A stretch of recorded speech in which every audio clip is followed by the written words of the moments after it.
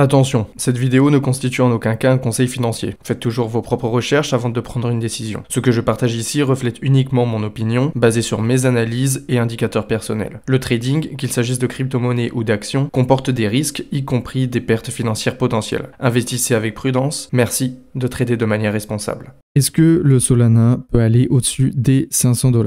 Eh bien, c'est ce qu'on va voir tout de suite. Donc voilà, nous sommes ici sur le Solana. On va regarder ça un peu historiquement. Le Solana était dans un magnifique triangle de compression avec un double bottom, un push au top. Ici, un double bottom encore pour casser ce triangle de compression par le haut, pour ensuite revenir en l'utilisant comme support et justement partir jusqu'aux 268 $. C'est quelque chose qui est d'ailleurs été arrivé ici en septembre 2024 jusqu'en octobre 2024. Ici, on a vu qu'on avait donc une épaule, tête-épaule. Il y avait beaucoup de gens qui avaient peur justement que ça puisse descendre, mais justement, cette résistance a extrêmement bien tenu, ce qui l'a fait partir un peu plus haut et ce qui a du coup annulé et ça s'est transformé en double bottom. Pourquoi je vous dis ça? Parce que ça veut dire que le Solana a clairement du carburant et donc le Solana peut faire de grandes choses. Grandes choses, cependant, on est dans une situation un peu complexe parce que on était en train de descendre ici, comme vous voyez, dans un canal ascendant. On a réussi à casser ce canal une fois ici et puis on a décidé justement de revenir tester la résistance du canal qui était le milieu pour repartir de plus belle, et c'était justement sur le niveau de Fibonacci, donc le 0.236, ce qui fait simplement un double bottom. On a fait double bottom et on est reparti par le haut. C'est excellent, vous allez me dire, donc la Solana, il a encore plus de chances de partir encore plus haut. Je ne pense pas, et simplement parce qu'on doit déjà retester tous les niveaux qu'on a déjà créés, donc ça c'est beau, on a le W, le winner, et justement on a déjà assez gagné. Il faut savoir que le Solana est en surchauffe. Pourquoi je dis que le Solana est en surchauffe? Le RSI. Le RSI est déjà dans la case du surachat, donc ça fait la case de surchauffe. C'est-à-dire ici, quand on rentre ici, on sait qu'on va avoir un retracement.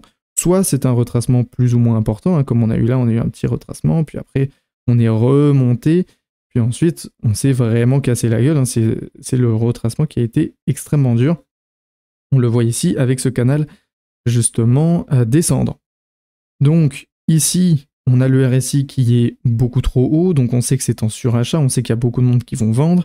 On voit ici la stochastique qui est justement dans du bearish, donc il faut savoir que là, probablement, le Solana va encore baisser un tout petit peu, même s'il y en a qui me disent avec le MACD, justement qu'on est cross-bull. Je suis d'accord avec vous, cependant, le MACD a toujours quand même un petit temps de retard. Donc même si on est bullish, on peut toujours redescendre. On peut toujours redescendre, c'est-à-dire que là, si on réintègre le range que nous, on avait créé déjà depuis octobre 2024, si on réintègre ce range-là, on reste bullish. Donc c'est-à-dire que le MACD ne se trompe pas quand même, parce qu'on est quand même assez loin des deux. Donc même si on retrace un tout petit peu, donc même si on fait un mouvement baissier comme ça, eh ben on reste quand même bullish, parce qu'on a des points hauts de plus en plus haut et des points bas de plus en plus bas. De plus en plus haut, pardon. Donc, forcément, ça, c'est quelque chose qui est extrêmement intéressant, surtout si on recrée ce canal-là. Après, ça, c'est ce que je pense et c'est ce que j'espère. Là, c'est vraiment le scénario optimiste, donc c'est-à-dire qu'on redescend, on remonte, après on refait un canal ascendant pour redescendre plus tard, mais on peut aussi faire ce qu'on appelle un magnifique dip jusqu'au 0,382. Pourquoi 0,382? Parce que ici, on a fait quand même le double bottom sur celle-ci, et donc potentiellement, toutes ces résistances-là sont à reprendre. C'est-à-dire qu'on devra les retester avec le support, donc si ça ne tient pas, il va falloir redescendre et redescendre. Quelque chose d'intéressant, c'est surtout de voir toutes les résistances qu'on a, donc qui se sont transformées en support. Donc ça ne va pas forcément dump comme ça, c'est-à-dire en ligne droite, ça va pas faire ça, mais il y a toujours une grande possibilité de potentiellement retest, puis si ça tient pas, on peut repartir encore très bas. Ce sont des possibilités, Cependant, sur le long terme, il est vrai qu'on peut toujours voir un signal extrêmement bullish pour aller plus haut. Ce signal-là, il est bien évidemment dans ce qu'on appelle le mois. Dans cette vue-là, on voit quoi? On voit la tasse et la hanse qui a été confirmée, ça c'est extrêmement bullish, et avec une target théorique qui irait du coup jusqu'à à peu près 400$. Donc ça c'est quelque chose d'intéressant. Donc ici on a un pattern bullish, donc ça se confirme, mais ici on est très clairement en surchauffe, donc il va falloir justement faire respirer la machine, il va falloir décompresser tout ça, il va falloir baisser un tout petit peu.